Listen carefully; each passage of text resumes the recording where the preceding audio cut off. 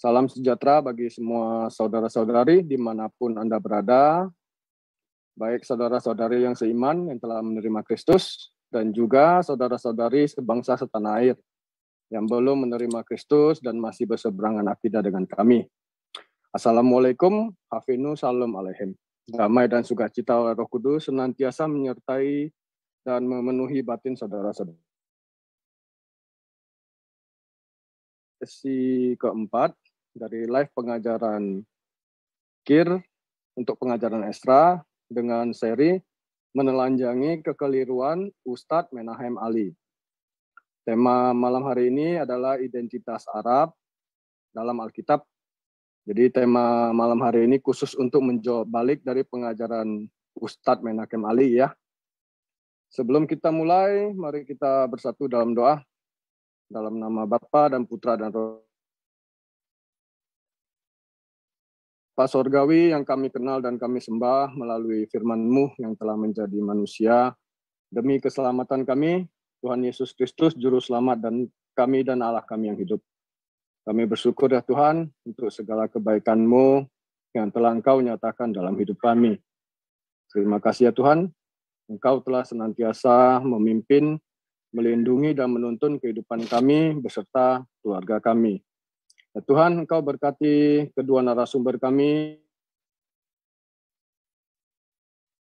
dengan hikmat-Mu dan Roh Kudus-Mu mengurapi Pak Jimmy dan Pak Gracia agar melalui sesi malam hari ini kebenaran dinyatakan. Dan hanya melalui kebenaran-Mu yang dapat memerdekakan dan melepaskan kami dari bapa segala dusta, dari bapa segala kebohongan yang berasal dari si jahat. Kami juga berdoa bagi saudara-saudari kami yang berseberangan akidah dengan kami. Ya Tuhan, kasihanilah kami yang mengasihi semua manusia. Kiranya Roh Kudus menginsafkan dan juga memerdekakan saudara-saudara kami sekalian. Kiranya anugerah dan kasih karunia-Mu, keselamatan-Mu juga tersedia bagi mereka. Terima kasih ya Tuhan. Engkau berkati setiap perlengkapan dan peralatan yang kami gunakan agar dapat berjalan dengan baik. Kami tahu ya Tuhan, doa dan ucapan syukur kami jauh dari sempurna. Kiranya Engkau di dalam nama Tuhan Yesus Kristus kami berdoa. Amin. Silakan dimulai Pak Gracia.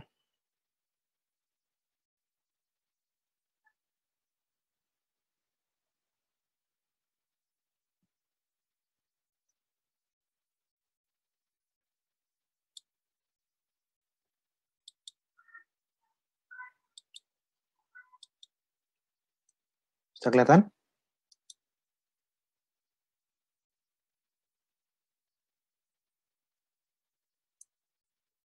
Shalom kawan-kawan, malam hari ini seri duet Gracia Bill dengan Pak Jimmy Jeffrey, Apologet Senior yang keempat.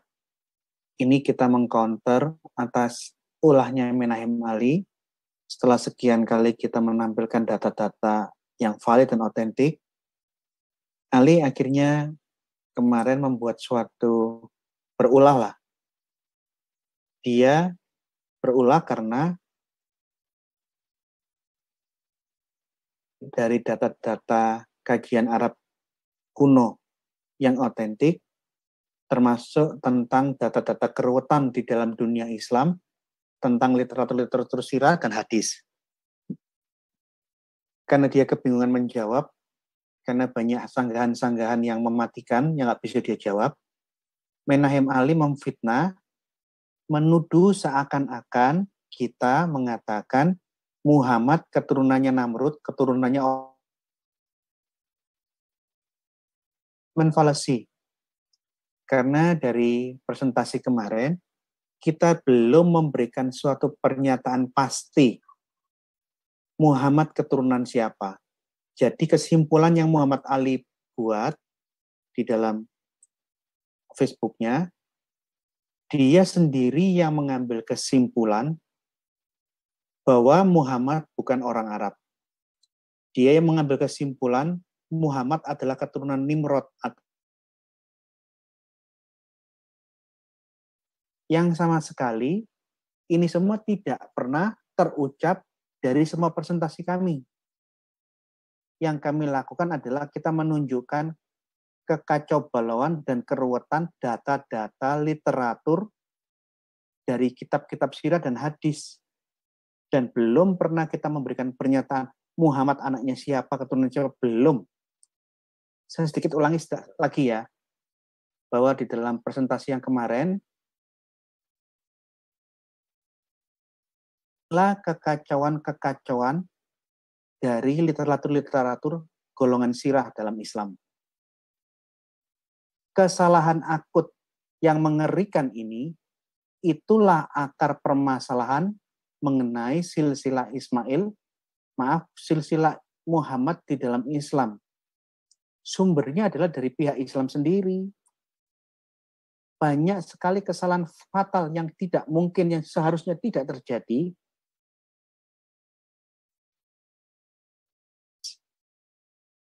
Sudah saya buktikan minggu lalu, antara kitab sirah tulisannya Ibnu Hisham bertentangan, bertabrakan dengan kitab sirah tulisannya Ibnu Katsir. Kitab sirah tulisannya Ibnu Hisham bertentangan dengan hadis-hadis sahih yang lebih dulu, lebih awal dari kemunculan kitab sirah. Nah, semua inilah yang menjadi permasalahan di dalam menelusuri silsilah Arab itu siapa, Muhammad keturunan siapa, itu sumbernya dari kekeliruan-kekeliruan fatal, kekeliruan yang akut di dalam literatur Islam.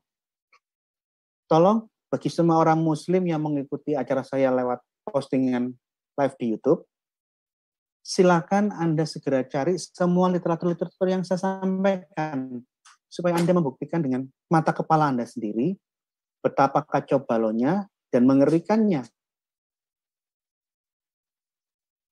Islam. Saya hanya mengulang. Kekeliruan pertama, kekacaubalauan yang pertama.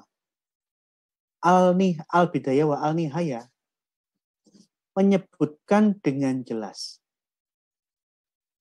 Jurhum bin Katan bin Ismail. Ada di halaman 4.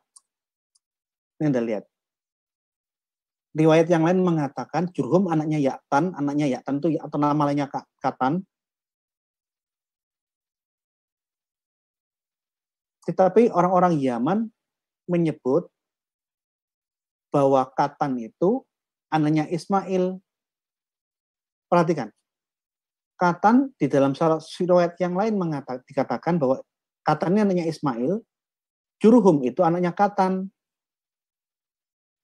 Nah, kalau Katan itu anaknya Ismail, Jurhum anaknya Katan, bagaimana mungkin Ismail itu bapaknya orang Arab?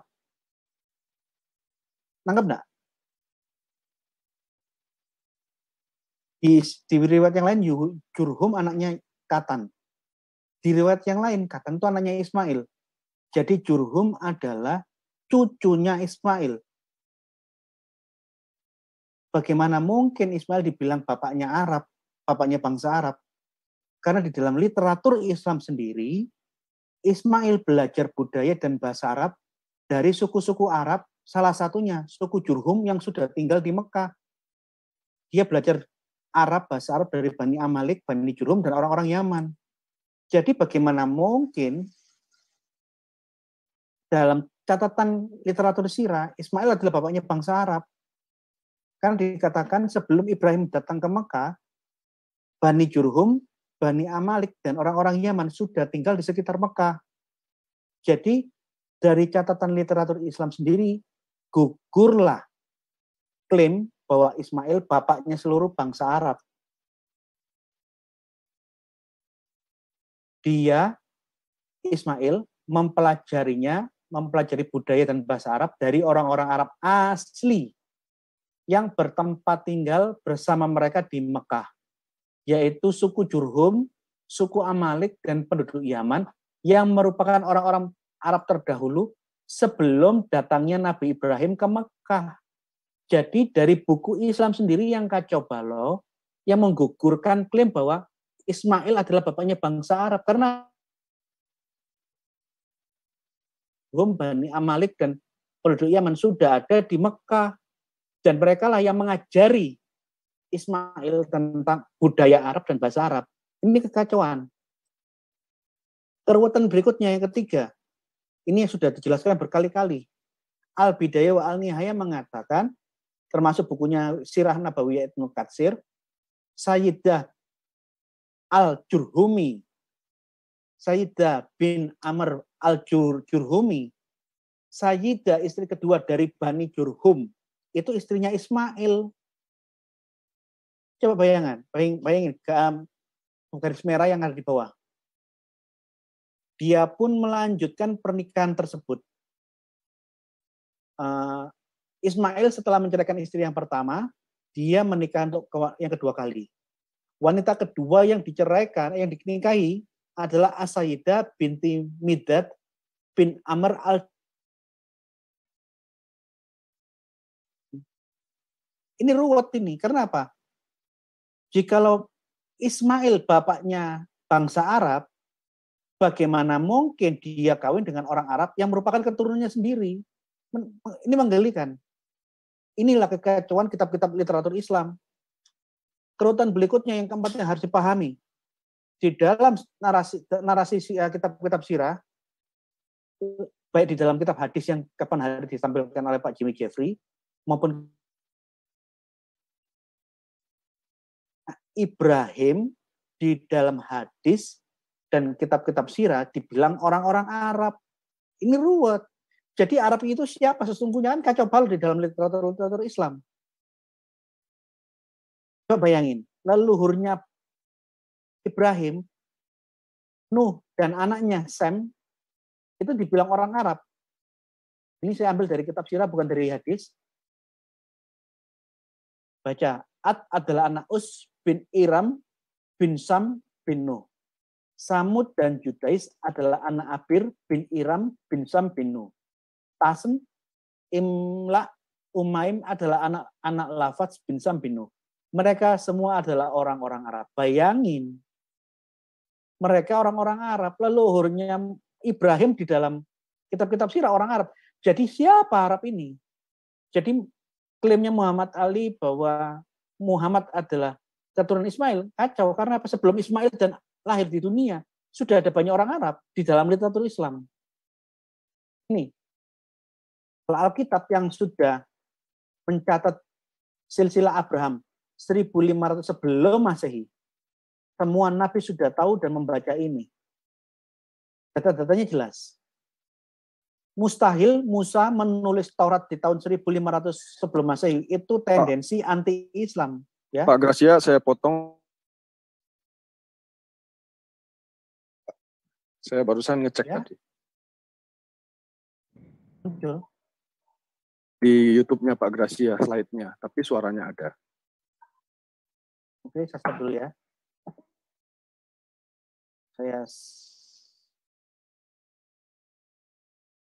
Kalau gini udah kelihatan enggak?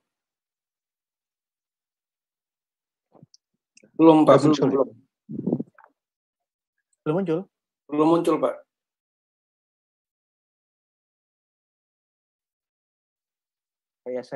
Maaf, saya matikan dulu.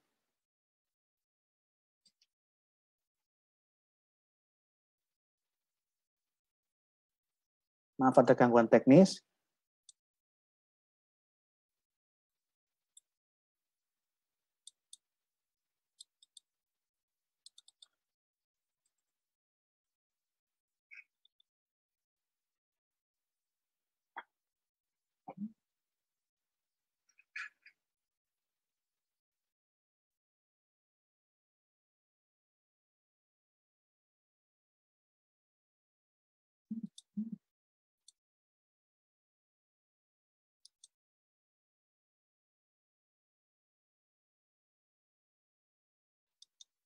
Ini kelihatan ya Pak ya?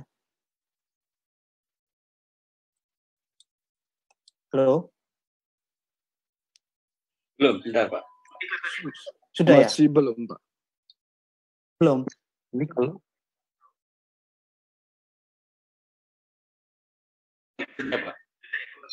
YouTube Pak. Tampilan live-nya Pak Gracia. Iya. Channel Nino Manis.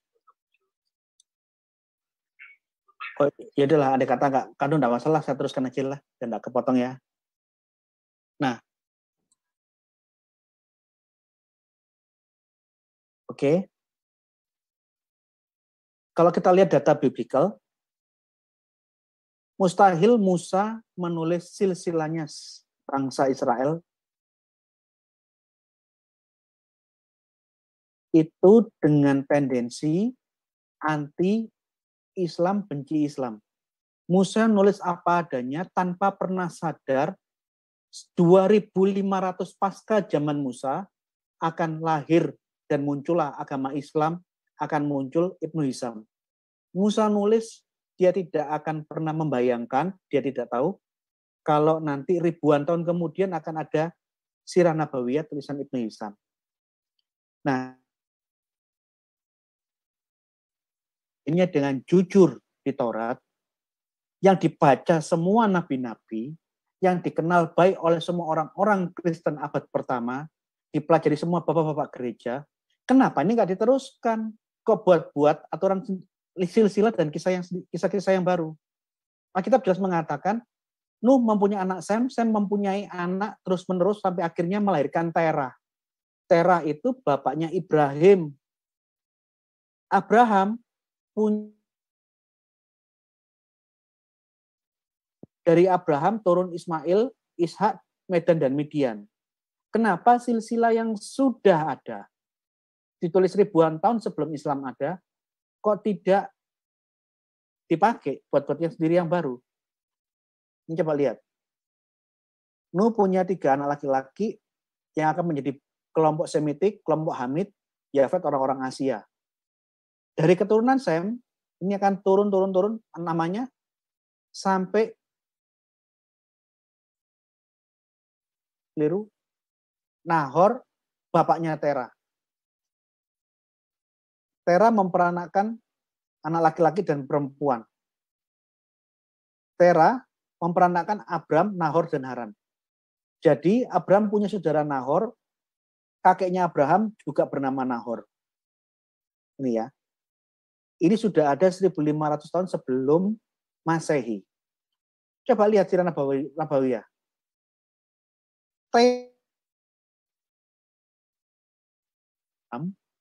Di dalam kitab Sirah Nabawiyah, Nahor dan Terah itu keturunan keempat dan kelimanya Ismail. Coba loh ini. Anda kalau lihat di halaman 4 dan 5,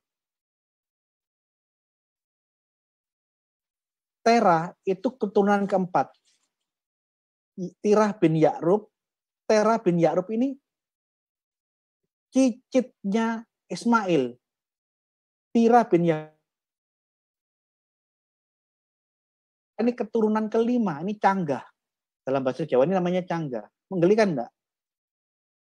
Kenapa Ibnu Hisham di dalam menurut silsilah tidak mengikuti silsilah yang sudah ditulis oleh Musa 1.500 tahun sebelum Masehi? Dengan dia buat silsilah sendiri, di mana Terah, ayahnya Abraham, menjadi cicitnya Ismail, keturunan keempatnya Ismail. Ini menggelikan sekali. Bahkan Nahor, imannya Ismail ini kacau. Yang jelas di dalam hadis, yang menjadi patokannya Imam Malik menolak semua upaya hadis-hadis palsu yang memberikan data-data silsilah dari Adnan naik sampai ke Ismail. Imam Malik yang hidup 100 tahun sebelum Ibnu Hisham mengatakan itu riwayat palsu. Karena riwayat silsilahnya Muhammad di dalam kitab hadis yang sahih, di dalam Imam Bukhari, itu hanya jelas dan dapat diverifikasi oleh orang-orang Arab di zaman itu, dari Muhammad sampai Adnan. Di atasnya Adnan tidak ada yang tahu. Imam Malik 100 tahun sebelum Ibnu Hisham lahir menolak bahwa riwayat-riwayat itu riwayat palsu. Pertanyaannya, kamu tahu dari mana? Wong nggak ada hadisnya kok. Ini loh. Dapat disimpulkan, banyak sekali data-data yang kacau balau di dalam literatur Islam. kitab Sirah membuat cerita sendiri yang tidak sesuai dengan data-data dalam kitab Taurat. Buat cerita-cerita sendiri yang menggelikan. Bahkan antara kitab Sirah yang satu, konflik bertentangan, bertabrakan dengan kitab Sirah yang lain. Kitab Sirah bertolak belakang, bertabrakan, berkonflik dengan hadis-hadis yang sahih. Ini. Jadi, memberikan suatu pernyataan pasti, Ismail Muhammad keturunan siapa? Belum ada. Yang ada adalah hipotesa, bisa kemungkinan di sini, kemungkinan di situ. Kami tidak pernah memberikan pernyataan secara pasti, Muhammad keturunan Nimrod. Itu stromen falasi yang dibuat Ali karena dia sudah bingung mau bicara apa lagi, karena semua data-data dan hoax yang dia sampaikan, kita bantah satu persatu sendiri, yang kacau balau plus dengan data-data sejarah yang otentik. Terima kasih, saya serahkan kembali kepada Pak Jimmy Jeffrey.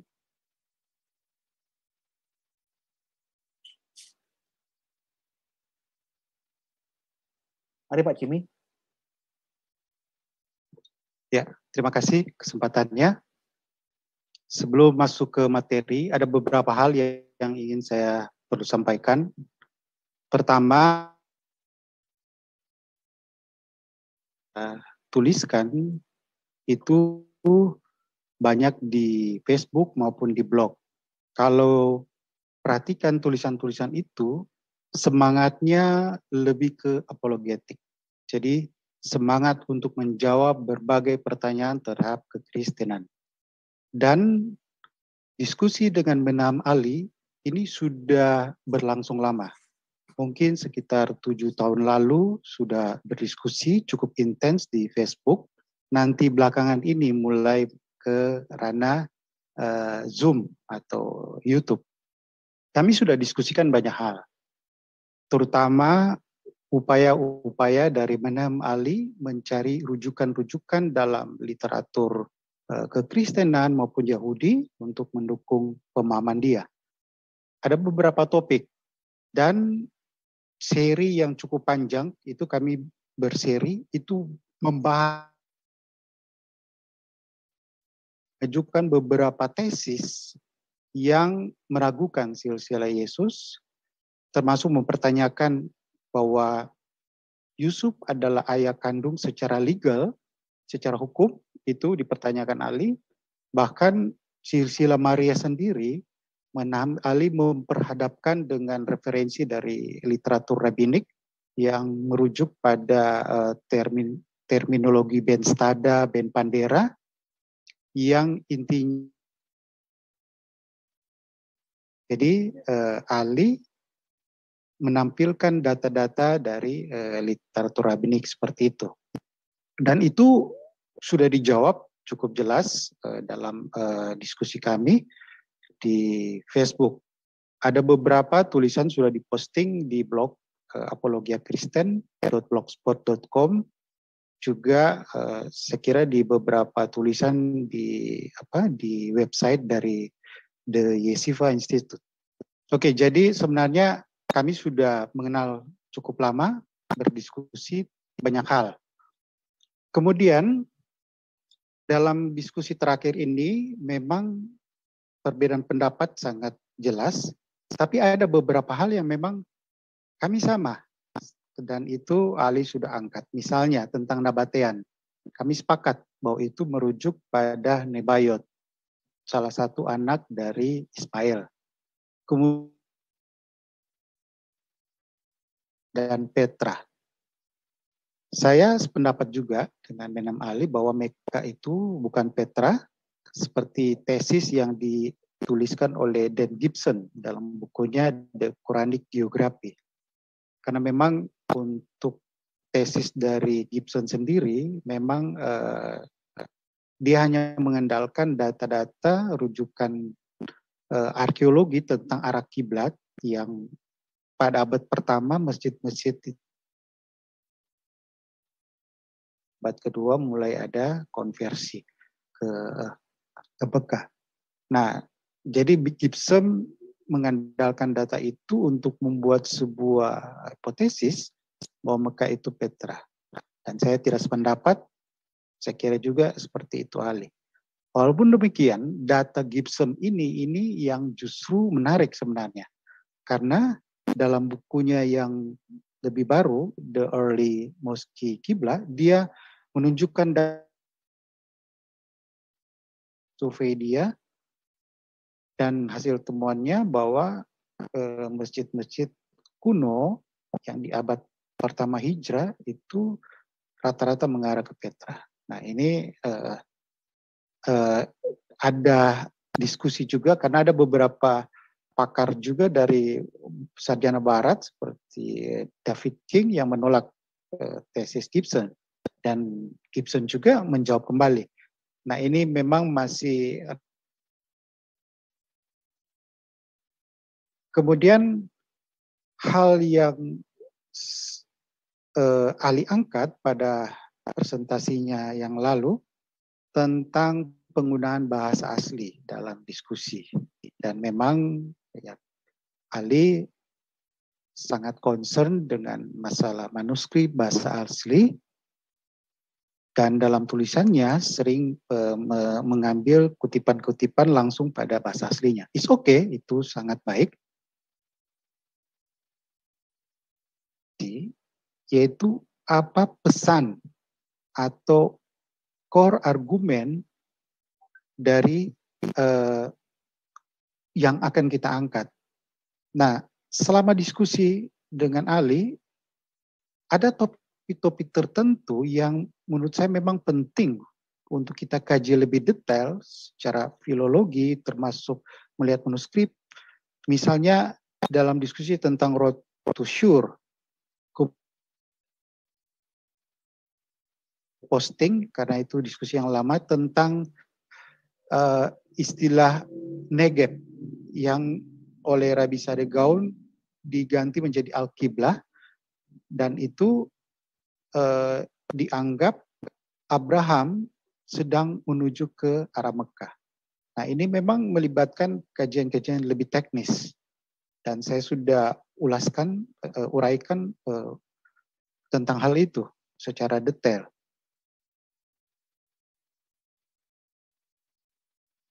Poin substansi apa yang kita ingin sampaikan. Nah, saya belum menemukan, kalaupun saya menggunakan beberapa terjemahan, saya belum menemukan Ali mengangkat kelemahan itu untuk menyerang poin yang saya angkat. Artinya, kalau masalah terjemahan itu menjadi hal yang substansi, maka dia perlu buktikan dari terjemahan itu keliru berdasarkan langsung ke bahasa. Saya bukan hal substansi, walaupun memang baik untuk menggunakan langsung pada original teksnya. Nah makanya dalam tulisan saya, kalaupun mengutip terjemahan Inggrisnya, saya sering merujuk pada terjemahan dari Jewish Publication Society, jadi terjemahan versi Yahudi. Karena memang kita lagi diskusi masalah data-data literatur rabbinic. Tidak terkesan harus mengandalkan versi Kristen. Nah, kadang-kala saya bandingkan juga dengan NIV atau King James. Jadi, sekali lagi, ini bukan hal yang substansi menurut saya. Kalaupun memang dalam jurnal-jurnal akademik, kita perlu untuk lebih detail seperti itu. Nah, ini karena memang diskusinya semi akademis juga untuk publik, saya kira itu tergantung gaya kita masing-masing.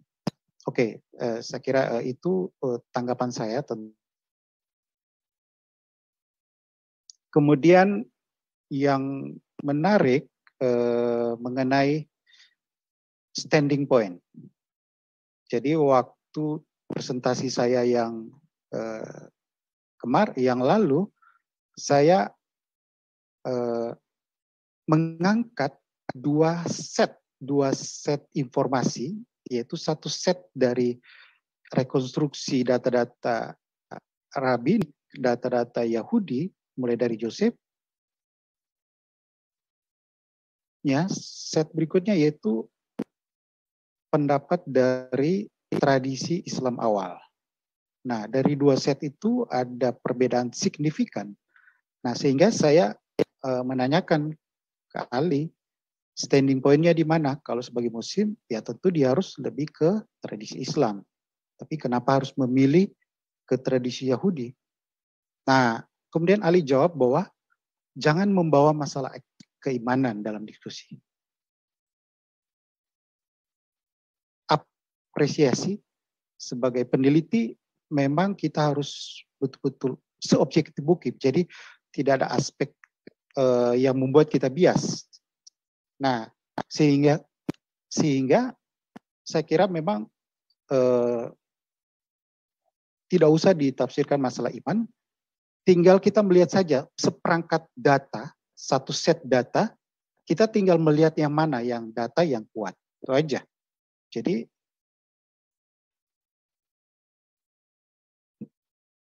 dia mengatakan akan membahas juga data-data tradisi Islam. Tetapi next nanti. Oke, kita tunggu saja bagaimana Ali mengulas data-data tradisi Islam sendiri.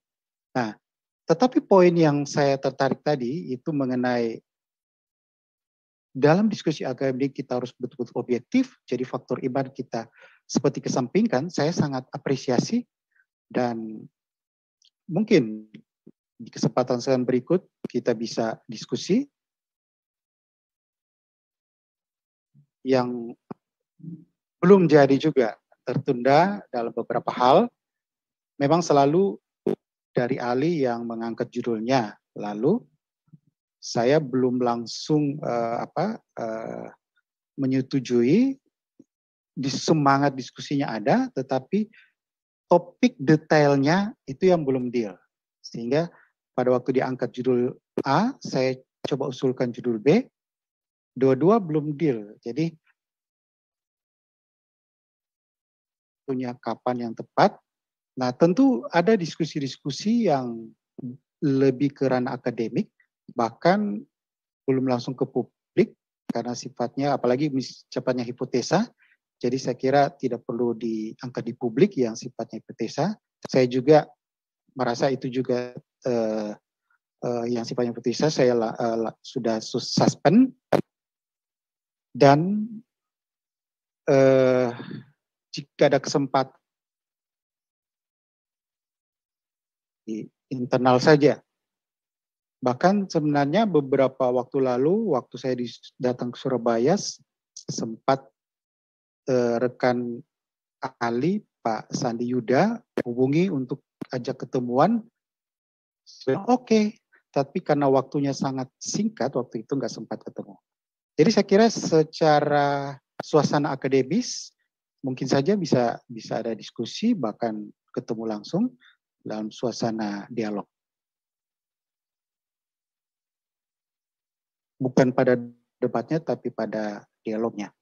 Oke, saya kira ini pengantar dari saya, dan saya berharap diskusi-diskusi berikutnya kita akan fokus pada diskusi yang lebih akademis. Jadi masalah opini-opini yang muncul, saya kira kita perlu abaikan hal seperti itu, pembentukan opini dan sebagainya. Kita fokus saja pada konten diskusi. Mana yang menurut mereka valid, lebih valid, atau kurang valid. Oke, ini pengantar dari saya. Saya akan masuk dalam presentasi.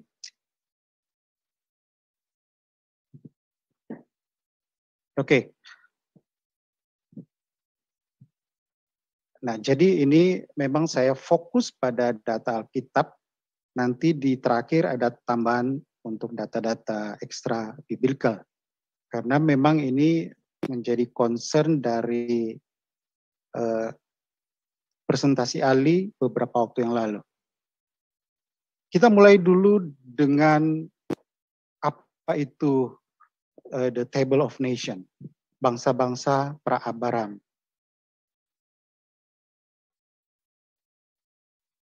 Oke, saya matikan aja video supaya bagus jaringannya.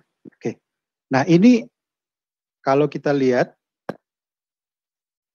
adalah peta Table of Nation. Di sini ada menyebut dua kelompok besar, Yafet, Ham, dan Sem. Dan di situ ada nama-nama wilayah yang rata-rata ini terkait dengan nama-nama yang ada dalam silsilah. Asyur, kemudian Elam. Elam itu berkaitan dengan Irak sebelumnya yang masuk ke Persia, dan beberapa nama-nama lainnya. Nah, kemudian pada era pasca Abraham, dalam Mazmur pasal 83, ini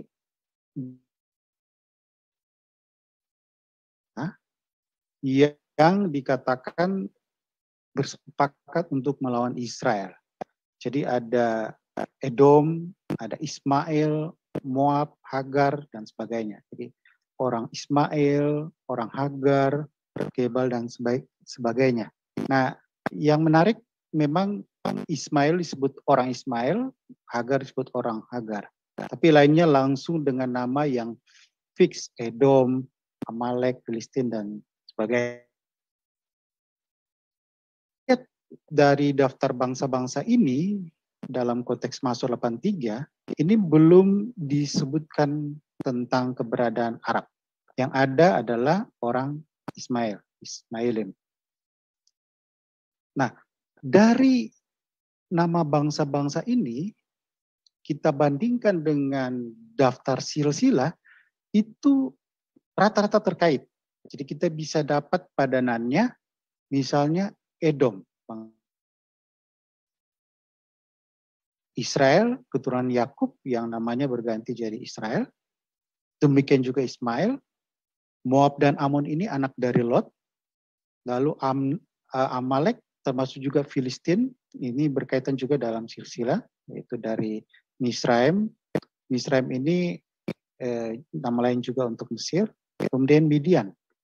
Nah, ini ada nama-nama lainnya, tetapi ini sebagai sampel saja secara umum.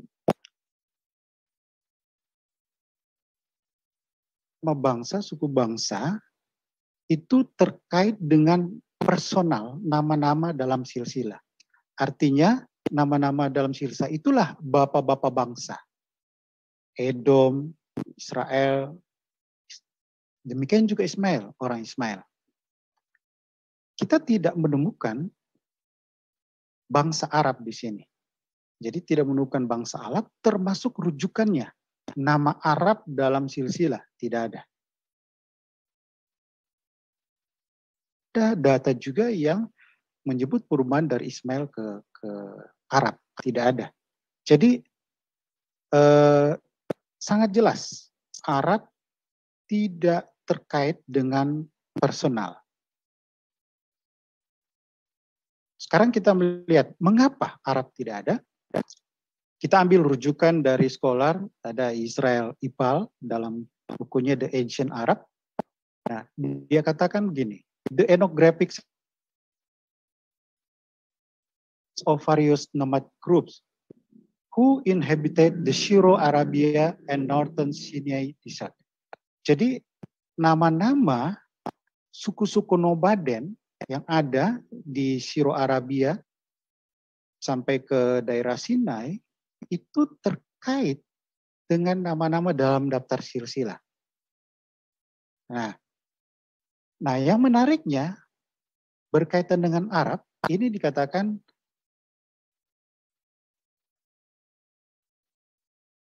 from 9th century before Christ on the Arab collectively designed Arabs.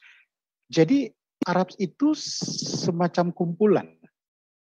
Maka diterangkan lagi, the name Arab doesn't occur in the genealogical list. Jadi nama Arab tidak ada dalam daftar silsilah. Termasuk juga tidak terkait dengan nama siapapun. Nah, selanjutnya dalam berbagai solar, ini menyebutkan tentang akar kata dari Arab berkaitan dengan Ibrani, Hebrew root Arab, yang artinya mixture, percampuran. Nah, diterangkan di sini, the mixed nature, jadi hakikat dari percampuran of the Arab may explain why they are not mentioned in the Old Testament genealogy. Jadi, ke satu etnik, tetapi sebenarnya gabungan, maka inilah yang menjelaskan nama Arab tidak ada dalam daftar silsilah. Karena tidak merujuk pada satu nama, termasuk ke Ismail. Oke, jadi saya kira ini data cukup jelas. Nah, sekarang kita lihat data berikutnya. Data berikutnya kita akan bandingkan penyebutan orang Ismail dan orang Arab. Nah, di sini nama orang Ismail kemudian dalam hakim-hakim, nah ini menarik. Disebutkan karena musuh itu beranting-anting bas sebab mereka orang Ismail. Lalu juga ada Obil orang Ismail, lalu penghuni-huni Kemah Edom dan orang Ismail Moab. Nah, kemudian ada juga penulisan orang Arab. Seperti dalam 2 Tawarik ini menyebut tentang orang-orang Arab membawa kepadanya kan perkemahan bersama-sama orang Arab. Nah, di sini kalau seperti Josephus langsung menyebutkan bahwa orang keturunan Ismail itu disebut Nabatean dan disebut sebagai Arab, ini tidak ada yang menerangkan antara keduanya. Jadi ini tidak bisa disebut nama ini interchangeable secara biblikal. Jadi nggak bisa. Karena beda setelah kita melihat data-data ini. Nah, sekarang kita coba mengambil satu contoh. Ini menarik ya, dalam Mazmur 83. Ini ada ayat 6 dan 7 berbeda antara versi Kristen dan Yahudi. Nah, dalam Aramik Tarkum ini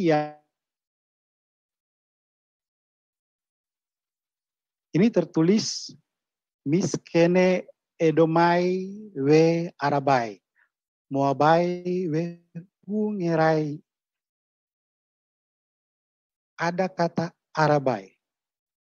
Jadi Tarkum Aramik mengganti kata Ismail ini ke Arabai.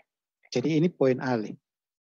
Tapi kita sudah bahas minggu lalu bahwa Tarkum itu dalam era Rabinik, karena Tarkum itu ditulis pada sekitar abad 1 dan 2 yang sebenarnya suasananya sama seperti Josephus, yaitu sangat kuatnya Nabatean yang mewakili keturunan Ismail, sehingga pengasosiasian bahwa Arab itu adalah orang Ismail itu sangat kuat. Jadi ini kita sudah bahas minggu lalu, ini disebut dengan perubahan makna. Ada semacam penjempitan makna, Arab itu hanya dikhususkan bagi keturunan Ismail. Nah, itu terjadi juga dalam Tarkum. Tapi kalau kita melihat teksnya dalam Masoret teks tidak seperti itu. Dalam Masoret teks tertulis Oholei Edom fe Yismailim Moab fe Hakrim. Tetap menulis Yismailim. Dengan LXX atau Septuaginta. Septuaginta ini diperkirakan ditulis pada sekitar abad-abad kedua sebelum Masehi, yang berarti pada masa itu belum ada pemahaman seperti pemahaman Josephus yang langsung sifat. Jadi mereka tetap apa adanya menulisnya, yang menyebut nomata ton idiom mayon kai o Ismailaitai Moab kai Angarionai. Di sini ada menarik ya, kata Edom ini, Edomain ini yang juga salah satu provinsi Romawi selain Arab Petrea yang ada di Arab bagian utara. Jadi tetap menggunakan istilah yang merujuk pada orang Ismail. Nah, sehingga sebenarnya apa yang akan sudah terjawab minggu lalu. Kalaupun dia angkat juga dari Pesita, itu suasananya sama. Jadi nadanya sama. Itu konteks era pasca Josephus. Oke, saya kira ini poin yang sudah jelas. Sekarang kita masuk berikutnya. Sekarang kita lihat siapa sebenarnya Arab dan Arabia dari data biblika. Rujukan dalam Yesaya pasal 21 ayat 13-16 tentang ucapan ilahi terhadap Arabia. Ya. Dituliskan di belukar di Arabia, kamu akan bermalam, hai kafilah-kafilah orang Dedan. Lalu, hai penduduk tanah Tema. Di ayat 16 dikatakan, maka segala kemuliaan Kedar akan habis. Nah, perhatikan di sini yang berkaitan dengan Arabia menyebut nama Dedan. Satu, di bagian sebelumnya, coba lihat, bagian sebelumnya, ini dalam ayat 7, apabila dilihatnya pasukan pasangan orang berkuda, pasukan keledai, pasukan unta, ini jadi topik bahasan dari Menahem Ali. Kalau nggak salah di Gerah Mu'alaf. Saya belum nonton videonya, tapi baru lihat sekilas. Nah, kalaupun itu diarahkan untuk menjustifikasi Islam, tentu akan terasa aneh. Karena kalau konteksnya itu di ayat 7 itu berkaitan dengan ucapan ilahi kepada Babel. Nah, oke, itu nanti kita akan bahas di seri-seri berikutnya. Kita kembali ke materi. Nah, dari Yesaya intertekstualnya, jadi paralelnya itu dalam Yeremia dan Yeskiel. Jadi 3 nabi besar ini ya. Dalam Yeremia 25 ayat 23-24 tertulis kepada Dedan Tema Bus dan kepada orang yang berpotong tepi rambutnya berkeliling, kepada semua raja Arab yang tinggal di padang gurun. Jadi kita lihat sudah ada hubungannya. Dan di ayat Yesaya 27 dikatakan Arab dan semua pemuka Kedar berdagang seterusnya. Kita lihat kata kuncinya di sini, Dedan. Jadi semua ada Dedan dan nama-nama dari keturunan Ismail. Jadi kita bisa dapat 4 contoh suku yang berkaitan dengan Arabia. Dedan, Tema, Kedar, dan Bus. Bukan berarti suku lainnya tidak ada, tetapi ini hanya contoh saja.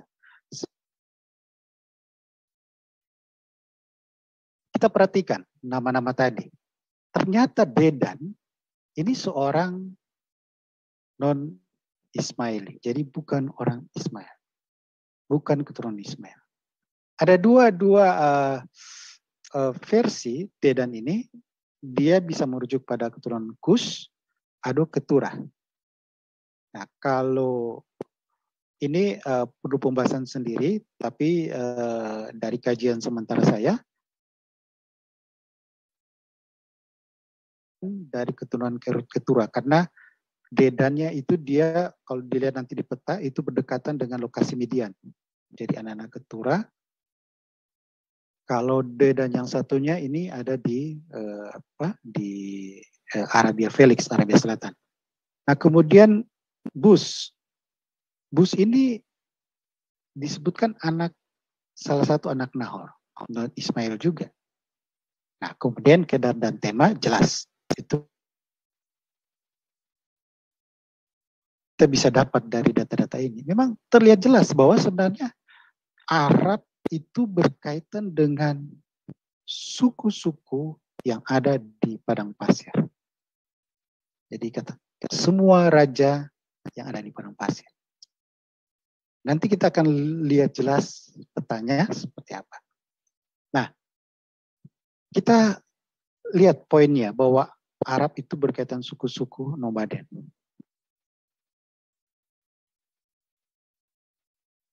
Arab yang tinggal padang gurun, Yesaya di belukar Arabia, lalu Midian, Sheba, juga orang Ismail itu dikaitkan dengan unta.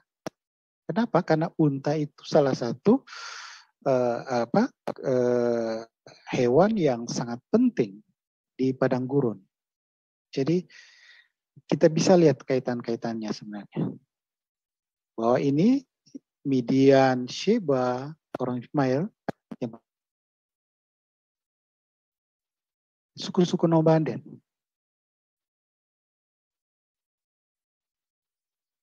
Nah, kembali kita melihat pendapat scholar. Jadi saya kira scholar ini memang scholar yang bukan bukan sekedar scholar yang general semua bidang, tetapi ini memang mereka spesialisasi di ancient Arab. Cenretso ini memang scholar yang sangat terkenal. Nomaden. Dan dia katakan di sini the fact that so many authors and scholars, jadi banyak penulis maupun scholar have thought that Arabs means nomad. Saya kira ini sudah jadi konsensus scholar. Kemudian dalam dictionary Ehrman Dictionary juga menyebutkan berkaitan. Lalu ensiklopedia. Nah, ensiklopedia ini sudah pernah dikutip sebelumnya. Salah satunya editornya Ernst Knauf yang sempat diangkat oleh Menam Ali. Juga menyatakan hal yang sama. Reflecting the fact that the area inhabited by Bedouin. Jadi Bedouin ini merupakan suku-suku nomaden. Oke, dari sini sebenarnya kita sudah dapat gambaran sebenarnya bahwa Arab itu bukan kumpulan suku-suku yang ada di Arab. Mereka lah yang disebut Arab. Nah, kita lihat the big picture-nya. Jadi dalam bentuk konteksnya lewat peta. Dalam peta ini saya menyajikan juga data tentang penyebutan Yeskiel 30 ayat 4 ayat 5. Ada menyebut Mesir.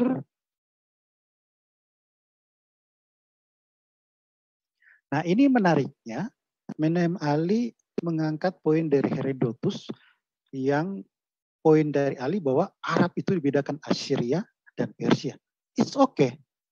Memang benar bahwa Arab itu dibedakan dengan Persia, dengan arah Syria.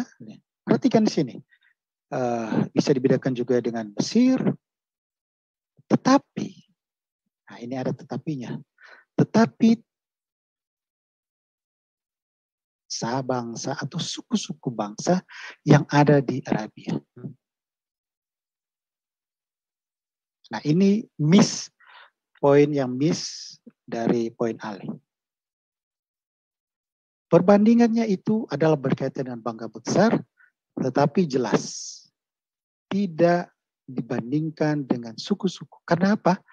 Karena suku-suku itu sudah include semuanya disebut Arab. Makanya di Yeskiel dikatakan Ethiopia, Libya, Mesir. Tapi Arab, seluruh tanah Arab. Kenapa? Penulis sudah aware bahwa di Arab ini banyak suku-suku bangsa di dalam suku-suku nomaden yang terhimpun disebut Arab. Nah, dalam perjanjian baru, perhatikan di perjanjian baru pada hari Pentakosta. Dikatakan orang-orang yang datang waktu itu ke Yerusalem untuk beribadah, dan di saat itu juga Pentakosta itu ada orang Media, Elam, Mesopotamia. Tidak ada disebut suku-suku Dedan, Nabatean, nggak ada. Karena semuanya itu terwakili sebagai Arab.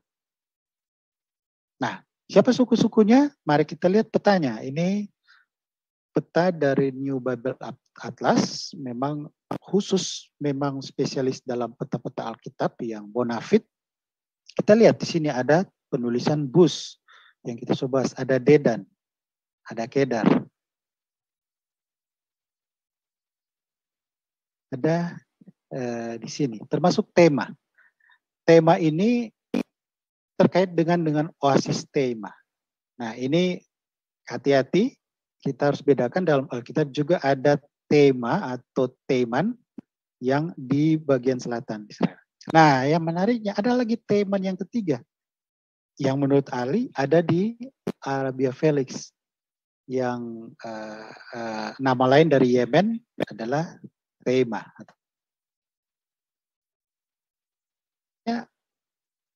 Yang dimaksud tema dalam diskusi kita ini adalah tema yang ada di Arabia Utara. Lihat posisinya, tema berdekatan dengan Dedan, dengan Bus, kemudian Kedar. Jadi pembicaraan tadi yang kita bahas tadi dari Yesaya berkaitan dengan ini, suku-suku dan padang pasir. Nah, yang menariknya, selain yang ada di Arabia Utara ini, ada juga di Arab Selatan, seperti Sheda, Dedan, Joktan. Ini memang debatable. Moab, Edom, dan Amon. Ini ada di sekitar Israel. Kita akan lihat pembahasan di halaman berikut tentang Edom, termasuk Amon. Nah, sekarang kita masuk era Daud. Pada era Daud, belum ada penyebutan nama Arab. Silakan cek. Nama Arab belum ada dengan era Daud tertulis. Kalaupun ada di salah satu silsilah, tapi di salah satu nama desa itu ada kata Arab. Tentu beda Arab yang kita bahas saat ini. Jadi belum ada. Sehingga Daud menyebutkan bangsa-bangsa yang ada di sekitar dia yang membawa persembahan pada Raja Daud itu Edom, Moab, Bani Am. Sebenarnya ada seperti Kedar, Nabatean, tapi mereka lokasinya jauh. Jadi mereka lebih jauh ke padang pasir, termasuk Dedan. Nah, mereka ini ada di dekat Israel. Masih daerah padang pasir, tapi masih di dekat Israel. Nah, nanti penyebutan Arab pertama itu pada era Salomo. Yaitu dalam 2 Tawarikh 9:14 tertulis, pedagang-pedagang juga semua raja Arab dan bupati-bupati negeri itu membawa emas, perak pada Salomo. Nah, perhatikan di sini, mereka membawa persembahan emas dan perak. Dalam teks-teks lain, Arab itu banyak dikaitkan dengan domba dan sebagainya. Sehingga ini masih dikatakan adalah konteks Arab yang dekat Israel. Bahkan sebenarnya kalau itu, dan dalam 2 Tawarikh 9:26 juga menulis kalimat, dan ia memerintah atas semua raja, mulai dari sungai Efrat sampai negeri orang Filistin sampai ke tapal batas Mesir. Maka Arab yang dimaksud adalah suku-suku yang ada di Israel. Minimal di dekat-dekat wilayah perbatasan. Suku-suku apa itu? Ada Edom, Moab, Amon, Amalek, lainnya. Jadi mereka lah yang disebut Arab pada masa Salomo. Tapi kita harus hati-hati dengan Filistin. Filistin, kalau kita mengartikan ini bahwa raja-raja Arab yang ada di negeri itu, artinya secara literal itu hanya di wilayah wilayah kekuasaan Salomo, maka ini exclude Filistin. Karena apa Filistin? Karena dalam Yosua 13 ayat 2 dikatakan, inilah negeri yang tertinggal segenap wilayah orang Filistin. Jadi Filistin itu belum sempat dikuasai oleh Israel. Makanya dalam peta Alkitab ini menarik. Peta Alkitab Filistin tidak diarsir sebagai wilayah kekuasaan David dan Solomon.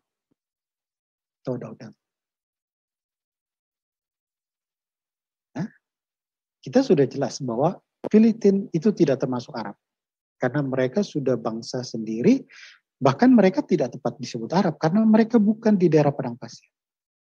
Jadi saya kira Filistin itu tegas tidak termasuk Arab. Artinya connect dengan data berikutnya, yaitu pada era Yosafat. Dalam era Yosafat dikatakan di ayat 11, dari antara orang Filistin ada yang membawa kepada Yosafat persembahan dan perak sebagai upeti, juga orang-orang Arab. Nah ini poin yang diangkat oleh Ali, memunculkan kata Filistin. Oke, tepat saya kira, karena memang Filistin tidak termasuk Arab. Saya kira jelas, dan kita sudah lihat tadi. Kalau secara pemerintahan Salomo memang tidak termasuk raja-raja yang memberi persembahan karena belum. Nah, apa yang diberikan persembahan? Dikatakan orang Arab membawa kepadanya kambing domba, domba jantan 7.700 ekor dan kambing jantan 7.700 ekor. Nah ini kalau dalam era Salomo dikatakan raja-raja Arab membawa emas dan perak. Tapi dalam Yosafat dikatakan orang Arab membawa domba dan jantan. Kita harus perhatikan ternyata dalam itu berkaitan dengan dari mana asalnya. Itu dalam ayat sebelumnya. Di ayat 10 dikatakan di negeri-negeri sekeliling Yehuda. Jadi berada di luar wilayah Yehuda. Sehingga Arab yang dimaksud ini sudah Arab di luar Israel. Ya berarti termasuk Kedar, Nebayot, termasuk Moab, Amalek dan beberapa lainnya.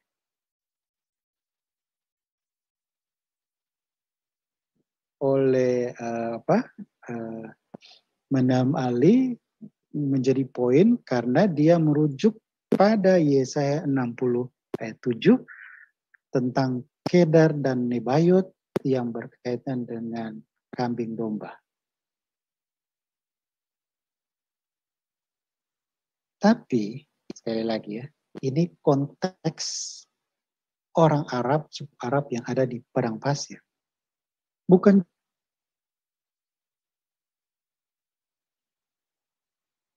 Moab. Itu dalam 2 Raja-Raja pasal 3 ayat 4, Mesa Raja Moab adalah seorang peternak domba. Sebagai upeti ia membayar kepada Raja Israel 100.000 anak domba dan bulu dari 100.000 domba jantan. Jadi tidak hanya Kedar dan Nebayot yang disebut Arab tadi, tetapi juga termasuk Moab. Nah kalau kita lihat peta, berarti ini Yehuda, oke kita sudah dan ke arah Sinai, lalu ke arah Sinai itu lebih banyak Kedar dan ke arah timur itu Moab, Nabatea, jadi Nebayot. Jadi tidak spesifik hanya kepada Kedar atau Nebayot saja, tetapi lebih ke semua suku-suku Arab yang ada di padang pasir. Nah, sekarang kita meranjak ke era Nehemia. Ini poin yang diangkat oleh Menam Ali. Itu dalam Nehemia 4 ayat 7 dikatakan ketika Sanballat dan Tobia serta orang Arab dan orang Amon dan orang Asdod. Kemudian di Nehemia 2 ayat 10 juga menyebut tentang orang Amon. Nehemia 6 ayat 1 menyebut tentang Gesem orang Arab. Dan yang lebih lengkap di Nehemia 2 ayat 19 ketika Sanballat orang Horon, Tobia orang Horon.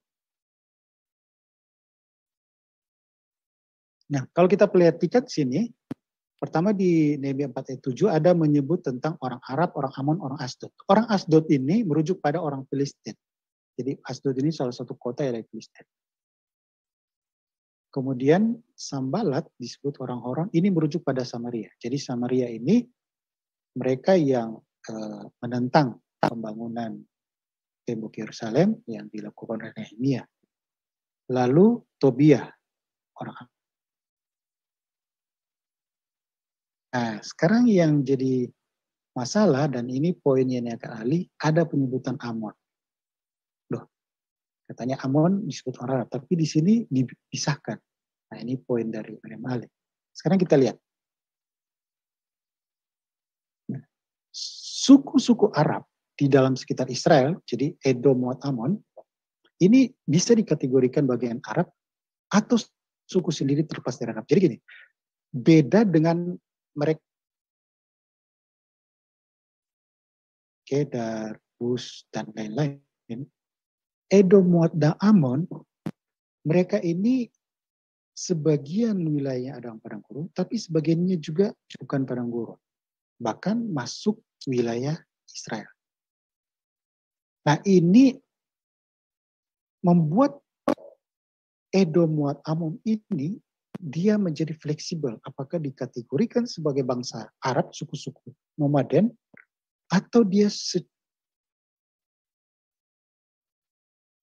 Nah, hal ini sebenarnya sudah dicermati para scholars. Makanya dalam Biblical of the Bible and its Reception dikatakan the biblical nation of Arabs and Arabia changed remarkably according to the time and geographic proximity. Jadi bisa ada perubahan pengkategorian khusus untuk Edom, Moab, dan Amon. Nah, kenapa Edom akhirnya dalam era Nehemia bangsa tersendiri dibedakan dengan Amon? Ada beberapa kemungkinan. Kemungkinan pertama, dia bisa saja karena pemerintahnya sudah berubah dari raja ke bupati. Karena Tobia ini adalah seorang bupati wilayah Amon. Sama seperti Sanballat, itu bupati wilayah Samaria karena mereka masih dalam kedudukan oleh kerajaan Persia. Nah, itu dalam satu raja 20-24 itu ditulis, pecatlah raja-raja itu masing-masing. Tadinya kerajaan, dia raja yang turun-temurun, kemudian jadi bupati. Itu biasanya karena pendudukan oleh kerajaan lain yang menduduki kerajaan tersebut. Nah, ini kemungkinan pertama. Kemungkinan kedua juga, Amon ini sudah eksis, artinya dia sudah semakin maju sehingga tidak lagi dikategorikan bangsa-bangsa padang pasir.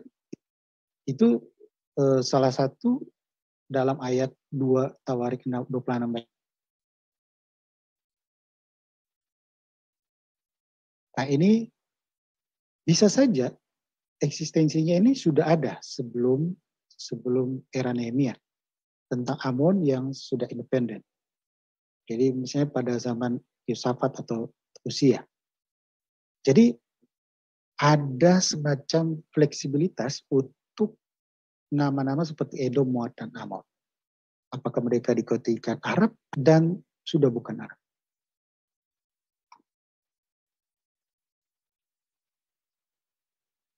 Peta disebutkan tentang Yehuda, lokasi pembangunan Yerusalem, tembok Yerusalem. Di bagian atas ada tantangan dari Samaria. Ini Sanballat, bupatinya. Dari sebelah barat itu dari orang-orang Asdod atau orang-orang Filistin. Sebelah timur itu dari orang Amon. Nah, dari selatan.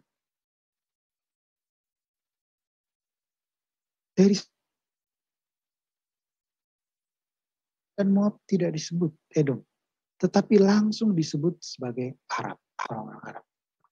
Dan ada rajanya, yaitu Raja Kedar, Gesem, Dan dia dalam beberapa referensi arkeologi merujuk pada Raja Kedar. Nah, Kedar ini pada era Ezra Nehemia adalah suku bangsa dari Bani Ismail yang eksis. Nabatean belum. Abad kedua sebelum Masehi. Nanti era Josephus. Makanya kalau kita lihat di data biblical itu nama-nama Kedar lebih banyak. Nebayot kalau salah hanya satu aja. Menyebut tentang bangsa atau suku Nebayot. Jadi GSM ini yang Raja Arab itu berarti merujuk pada Arab yang ada di selatan, termasuk Edom, Moab, dan sebagainya.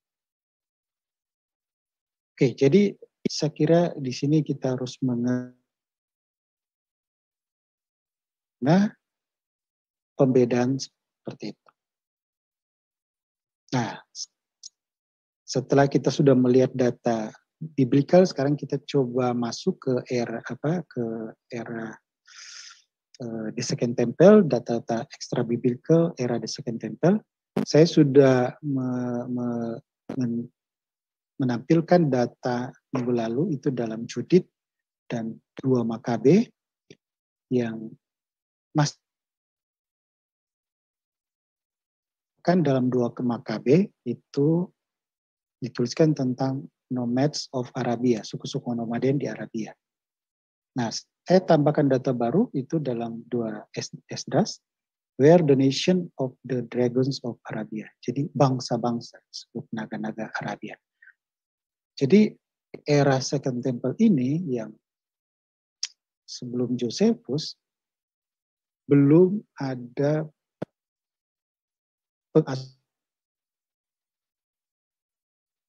itu nanti era Josephus.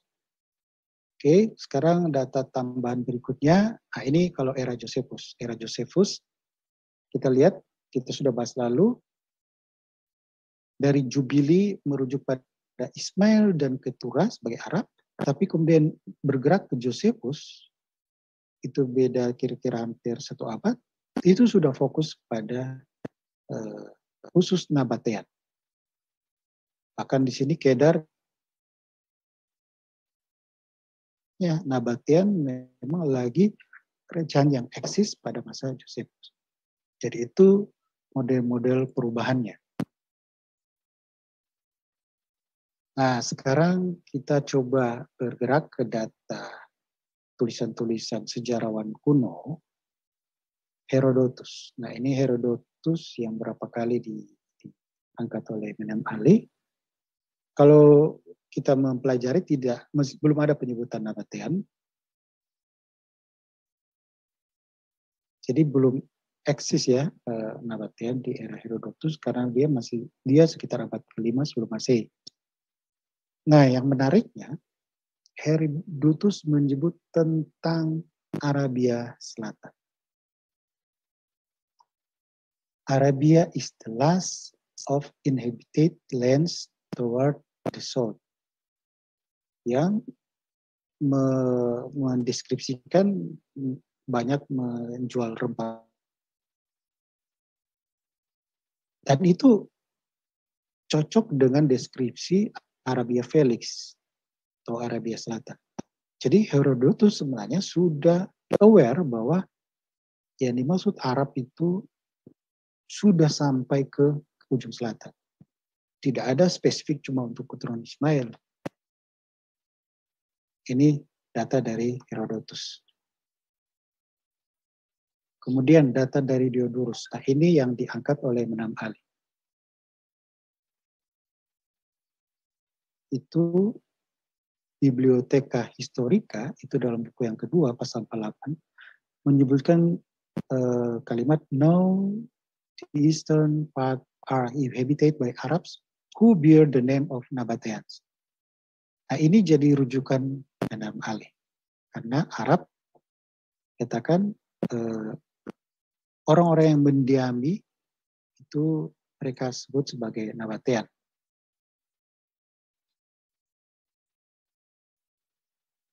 Mesti buku yang sama, itu dikatakan the part of Arabia as whole which lie to the south is called Felix. Jadi Diodorus menyebut tentang eksistensi Arabia bagian selatan. Apa dia katakan sini? Multitude of Arabian who are nomads. Jadi mengindikasikan bahwa banyak suku-suku Arab lainnya yang disebut Arab ya, yang ada di Arabia Felix. 19 dikatakan while there are many Arabian tribes, banyak suku-suku Arab. Nah, Nabatean itu salah satunya. Jadi sebenarnya Diodorus ini melihat tidak ada spesifik eksklusif bahwa Arab itu hanya Nabatean atau keturunan Ismail. Banyak suku-suku lain. Hanya dia menyebut Nabatean karena kebetulan Nabatean nama suku ya. Oke, sekarang yang paling jelas data dari Strabo. Nah, ini belum pernah diangkat oleh Balik. Strabo itu sekitar tahun 63 sebelum Masehi dalam bukunya biografi, dia menyebutkan begini.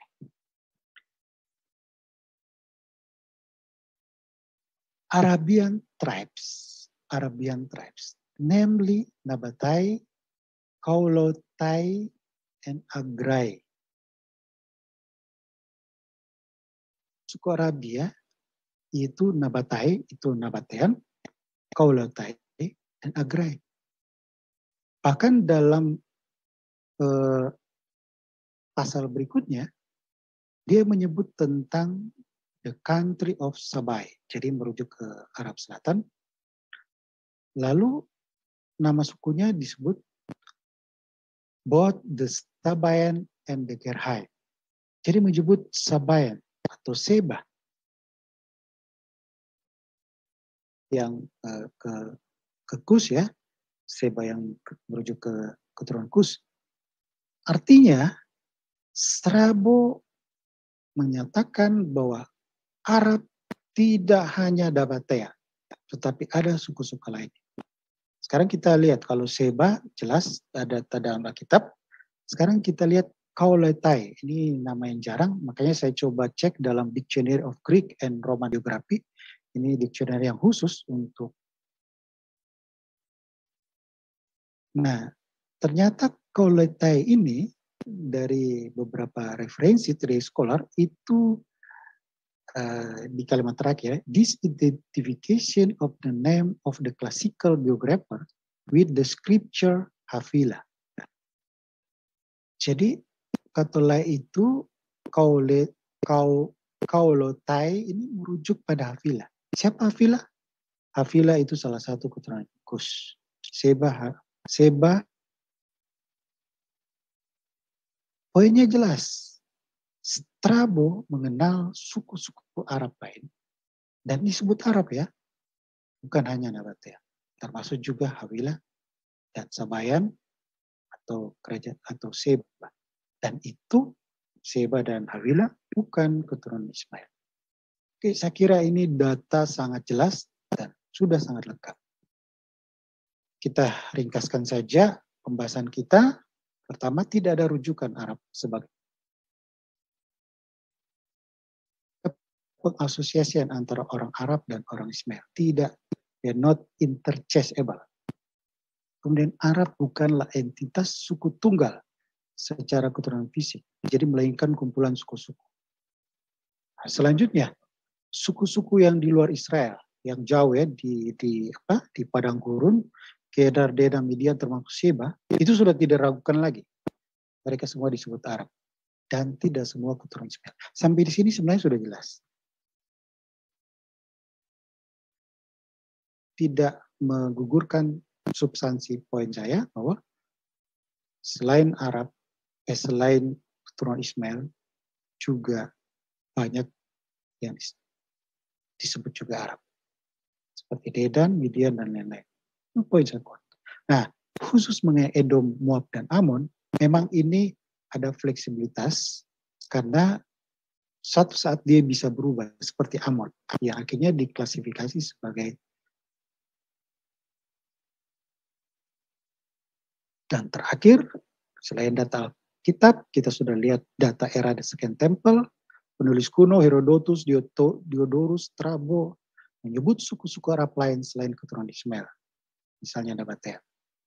Apa yang kita simpulkan? Saya kira memperkuat kesimpulan kita minggu lalu, bahwa keturunan Ismail bukanlah satu-satunya yang disebut Arab. Oke, demikian. Terima kasih. Kajian ini adalah kajian akademis, jadi bagi yang tidak setuju dan yang belum bisa mempelajarinya sampai sana, silakan skip saja. Channel video ini juga di live di channel YouTube Apologia Historia, channelnya Pak Jimmy Jeffrey langsung ya, Pak Inyo Manis, channelnya Pak Gracia Pelo, Pavel 88 channel, Piong 77 channel, Burake 77, Sang Apologet 12, Teolog Konstektual, Batu Penjuru, Juginsu Broadcast, Juginsu Official Channel, dan masih banyak dirilai oleh channel-channel Kristen, apologet Kristen lainnya yang mohon maaf tidak bisa kita bacakan satu persatu. Sebelum memasuki sesi tanya jawab, kita nggak pernah lelah untuk pelayanan kami dengan jempol dan subscribe-nya ya. Dan juga tidak lupa kami menghimbau bagi yang merasa terberkati dengan pengajaran ini, kajian akademis ini, ada baiknya kita men-share, membagikan kepada lebih banyak orang yang membutuhkan agar mereka juga terberkati seperti kita yang belajar di sini. Silakan, sekarang kita masuk ke sesi tanya jawab. Silakan Pak Scott, orang Indonesia, untuk membacakan pertanyaannya. Sekali pertanyaan belum ada ya satupun, tapi saya untuk memulailah, saya ada pertanyaan untuk Pak Jimmy ya. Saya menunggu pertanyaan dari kawan-kawan, tapi sampai saat ini belum ada satupun. Pertanyaan dari saya, Pak, apakah ini sebetulnya menegaskan kepada, bukan hanya kepada kita orang Kristen, tapi menegaskan secara khusus pada klaim Muslim, bisa saja Muhammad itu sebetulnya lahir dari keturunan,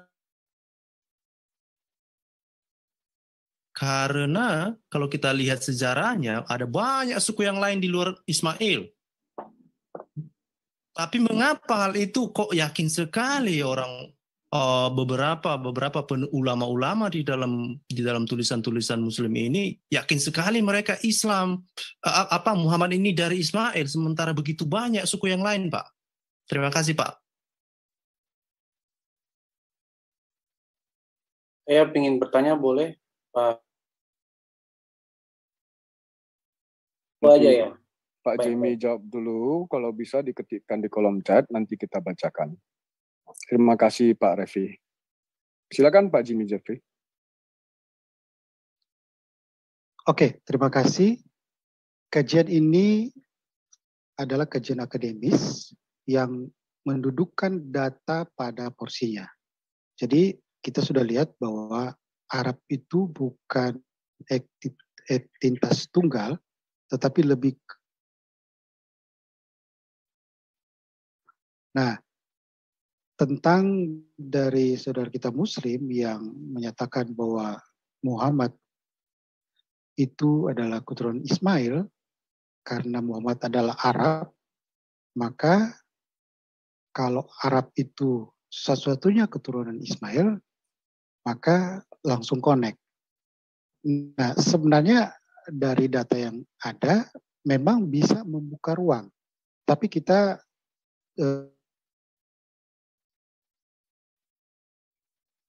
karena bisa juga, jadi ini pembahasan ini tidak berarti Muhammad bukan keturunan Ismail.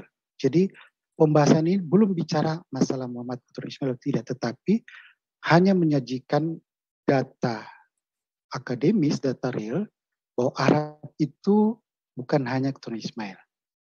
Nah, sehingga tinggal dari pihak Muslim untuk memberikan bukti-bukti ekstra jalur Ismail lah itu keturunan Muhammad, dan itu bagian dari mereka. Jadi saya kira itu penjelasan dari saya. Terima kasih. Saya mau menambahkan, sejauh yang saya baca dari kitab-kitab sirah dan hadis, itu hanya klaim. Ibnu Katsir mengatakan tidak diragukan bahwa Muhammad adalah keturunan Ismail. Ini salah satu klaim.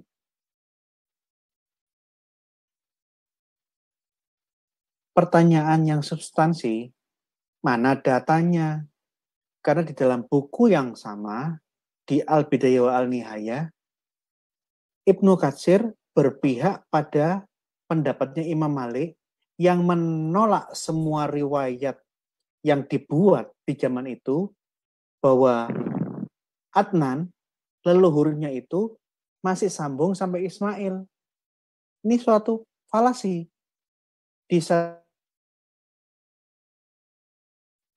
Adalah leluhurnya Muhammad. Tetapi di saat yang sama, Ibnu Katsir berpegang kepada Imam Malik yang berpedoman pada hadis. Bahwa silsilah dari Adnan naik terus sampai ke Ismail, itu ditolak oleh orang yang hidup Imam Malik 100 tahun sebelum Ibnu Hisam. Bahwa tidak ada yang bisa memverifikasi bahwa Adnan ini leluhurnya ke atas, itu bisa nyambung sampai Ismail. Lah,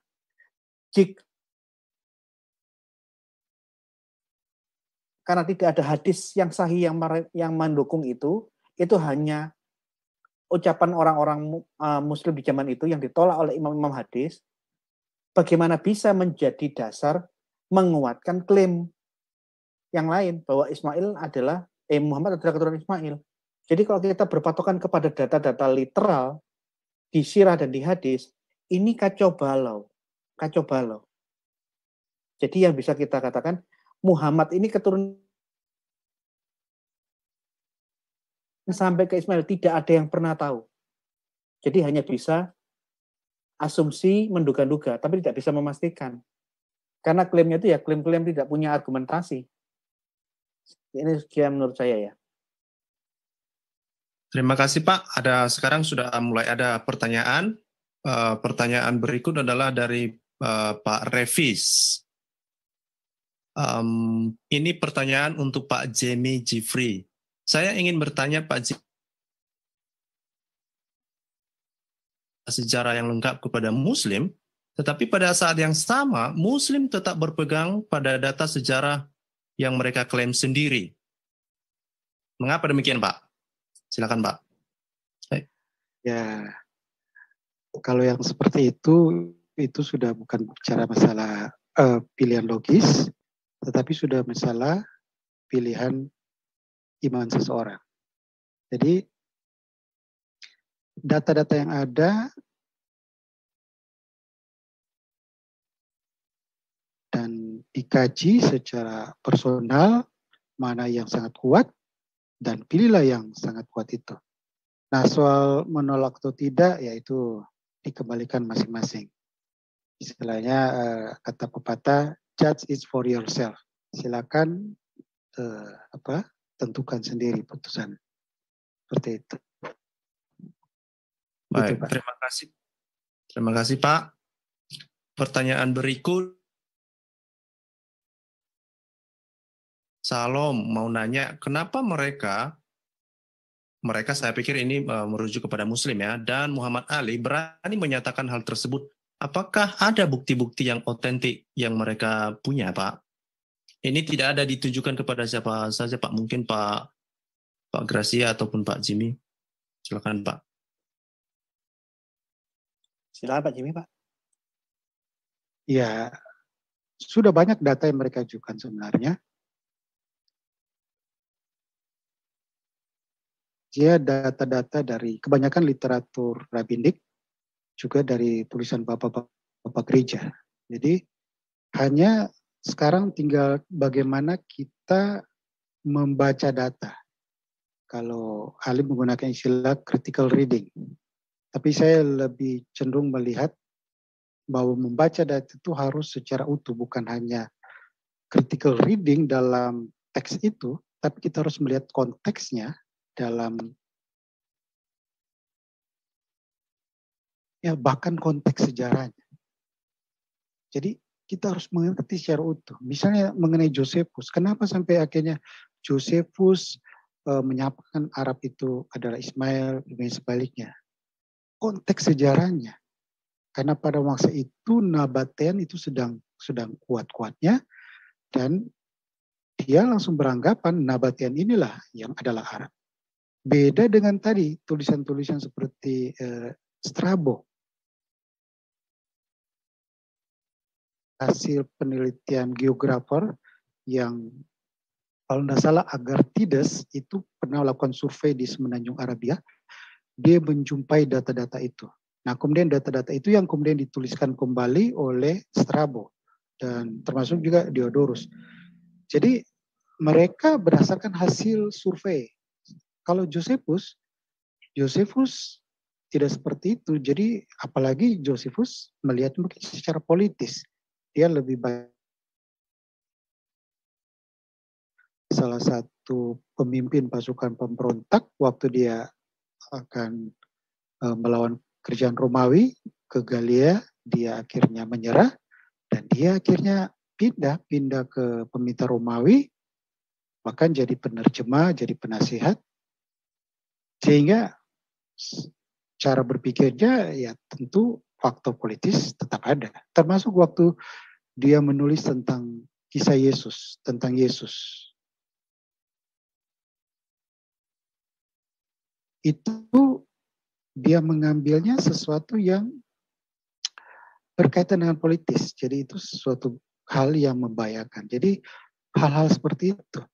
Nah, sekali lagi, data sudah banyak ditujukan, Menam Ali punya data melimpah, itu tinggal dari kita membacanya secara tekstual, filologi, kajian teks aslinya, tetapi ingat, jangan sekali-sekali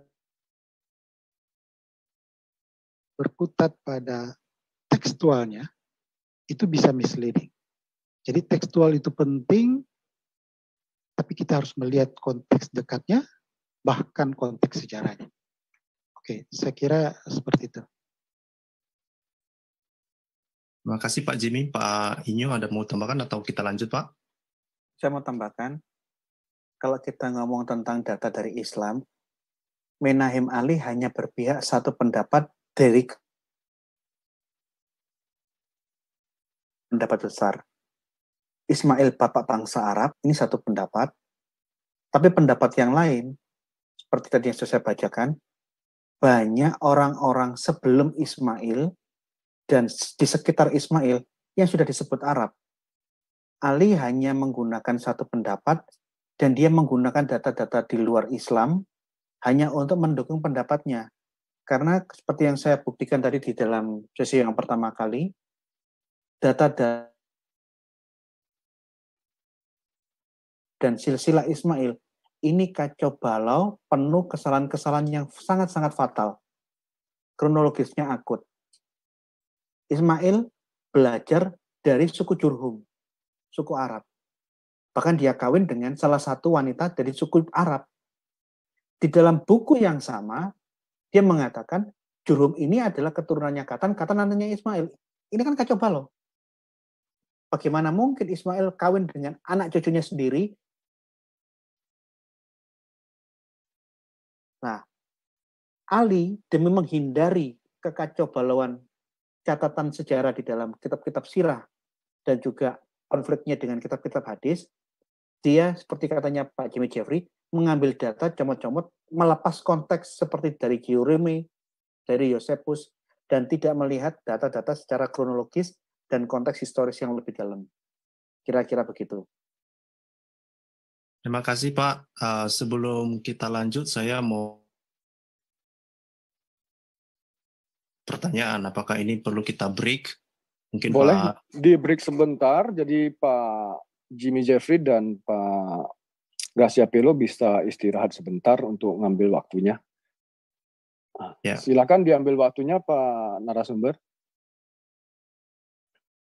Kita infokan ya, jadi informasi terakhir yang kita terima dari Pak Haji Muhammad KC, beliau telah melaporkan ke salah satu Kristen kita cuma bisa mendoakan, ya berdoa semoga Polri bisa bersikap adil. Dan juga memang sebelumnya ya kalau kita sikapi dengan baik, banyak polemikus Muslim yang sudah bertahun-tahun menista kekristenan dengan bebas tanpa ada tindakan apa-apa. Jadi jangan sampai harapan kita bersama, jangan sampai hukum di Indonesia tajam hanya dikapi dengan baiklah case by case, jadi hak jawab dan counter argumen dari Pak KC, cuman itu harapan kita. Jadi terima kasih malam ini teman-teman semuanya sudah bergabung. Sebelum kita lanjutkan ke pertanyaan selanjutnya, Pak Jimmy dan Pak Gracia belum kembali ke tempatnya, kita infokan sekali lagi channel-channel yang ikut me-live ya di channel-channel YouTube Apologia Historia dari channel Pak Jimmy Jeff.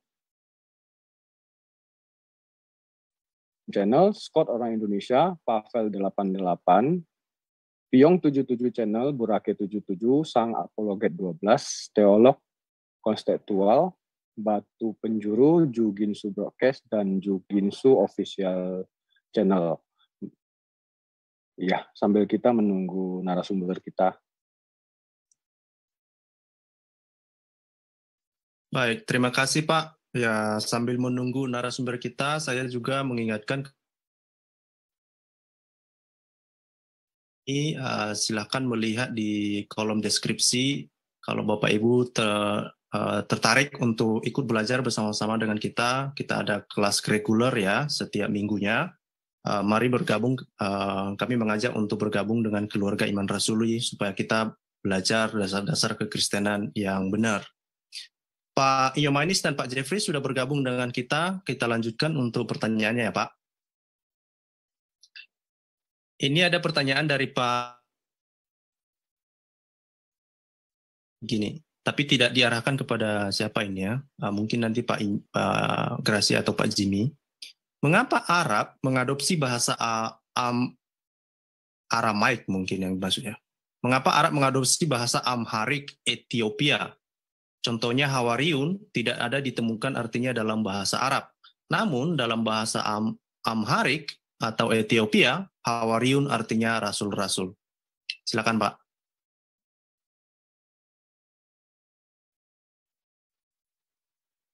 Saya jawab ya. Arthur Jeffrey sudah memberikan data-data bahwa di dalam Al-Quran, bukan hanya Arthur Jeffrey, tapi Jalaluddin Asyuti juga di dalam Al-Itqan fi Ulum Quran memberikan list bahwa di dalam Al-Quran banyak pengaruh bahasa-bahasa asing, bukan hanya bahasa Ethiopia.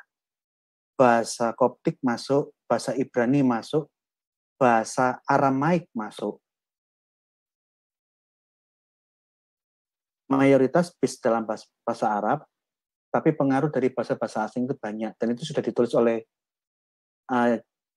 Jimmy Jeffrey apa? Arthur Jeffrey. The Material bahasa-bahasa asing Arthur Jeffrey, dan yang ada di dalam bukunya penulis Muslim sendiri.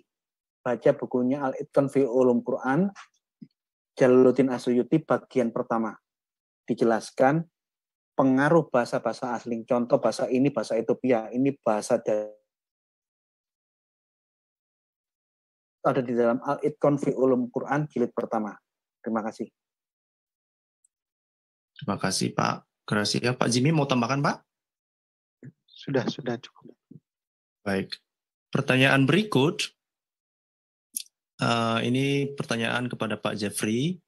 Izin bertanya Pak Jeffrey, apakah ada referensi tentang suku Jurhum dan suku Quraisy di Mekah? Keturunan siapa? Terima kasih Pak.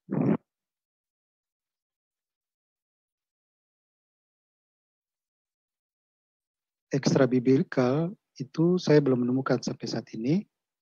Dari era The Second Temple, itu dari Yahudi, literatur Yahudi, saya belum menemukan. Kemudian dari beberapa sejarawan, Herodotus dan lain-lainnya, juga saya belum menemukan. Yang ada masih dari literatur tradisi Islam yang ada. Nggak tahu kalau yang lain sudah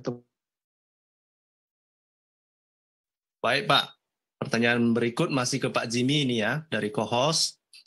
Pak Jimmy, saya ingin bertanya, jika Ismail adalah keturunan Abraham, yang memang ibunya adalah Hagar dalam kurung Arab, lalu apa yang menyebabkan Ismail menjadi seorang Arab? Terima kasih, Pak.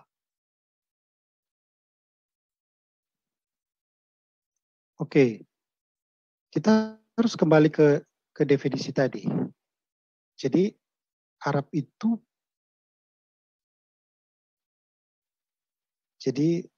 tidak ada secara genetis berasal dari satu orang. Nah, yang dimaksud Arab itu lebih pada kumpulan suku-suku yang di Arab. Makanya ini Arab ini agak unik ya dibanding Asyur lain-lainnya. Jadi karena Ismail tempat kediamannya di padang pasir yang bersebelahan dengan saudaranya Israel, dia juga dikategorikan Arab. Jadi penjelasan akademisnya seperti itu. Hanya karena faktor itu saja. Kalau saya memberikan penjelasan yang tidak akademis. Yang akademis sudah disampaikan oleh Pak Jimmy Jeffrey. Penjelasan saya yang nggak akademis adalah Ismail menjadi satu-satunya bapaknya Arab karena Ismail sudah dimu'alafkan oleh Muhammad Ali Shallallahu Alaihi Wasallam. Ini penjelasan saya yang. Baik, terima kasih Pak. Ini pertanyaan dari Pak Jojo, tapi saya pikir ini pertanyaan sudah dijawab di kelas-kelas kita sebelumnya ya. Bagaimana dengan Arab dalam Galatia pasal 1 ayat 17? Paulus pergi ke daerah mana? Silakan Pak. Itu sudah dijawab Pak Jimmy Jeffrey minggu-minggu lalu, itu wilayah Arabia Utara sekitar Yordania. Ya. Lanjut ya Pak. Ini dari Pak Nat. Pertanyaan klaim Islam bahwasanya para nabi beragama Islam. Jikapun dipaksakan, Islam Muhammad keturunan Arab, di mana masa itu Moab dan Amon tidak pelihara Taurat atau penyembah berhala. Mohon dikoreksi atau dipertajam opini saya. Apa keyakinan Arab masa-masa lalu? Silakan Pak. Saya kurang dengar yang terakhir.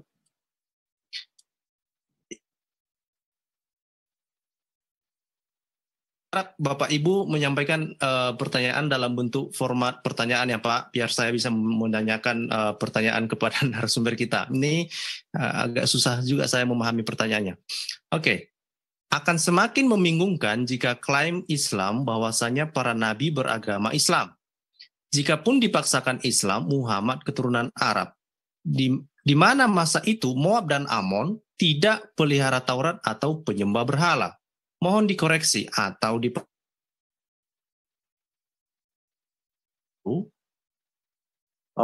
I see. Ya, klaim-klaim bahwa nabi-nabi beragama Islam itu kan klaim sepihak. Itu bukan bukti akademis, tapi ya pokoknya saya mengklaim semua nabi Islam. Dan ini akan kacau balau seperti kacau balaunya kitab-kitab sirah dalam mendefinisikan siapa Arab itu. Yang satu mengatakan semua Arab berasal dari Ismail. Di dalam buku yang sama, sebelum Ismail lahir sudah ada Arab semua. Ini kan kacau balau. Dan kekacau balau kan semua nabi-nabi beragama Islam. Ini jadi pertanyaan. Jadi yang membawa agama Islam ke dunia ini siapa? Bukan Muhammad. Siapa dong? Ini menjadi argumentasi yang reduktio ad absurdum. Dia akan berlawanan dengan dirinya sendiri sampai semuanya itu menjadi hancur dan tidak bisa lagi dibahas. Yang kayak gini ini penuh di dalam kajian-kajian tentang Islam kalau menurut saya ya. Terima kasih. Itu hanya klaim-klaim